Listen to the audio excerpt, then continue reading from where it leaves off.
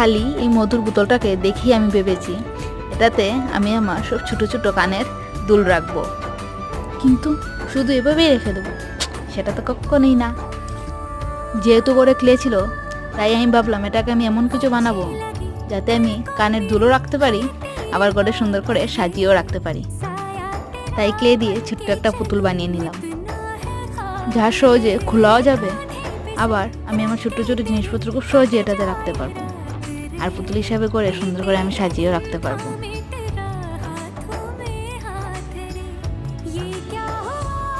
Clay দিয়ে কাচের এই বোতলটার উপর পুতুল বানানোর আইডিয়াটা তোমাদের কেমন লাগলো অবশ্যই জানিও।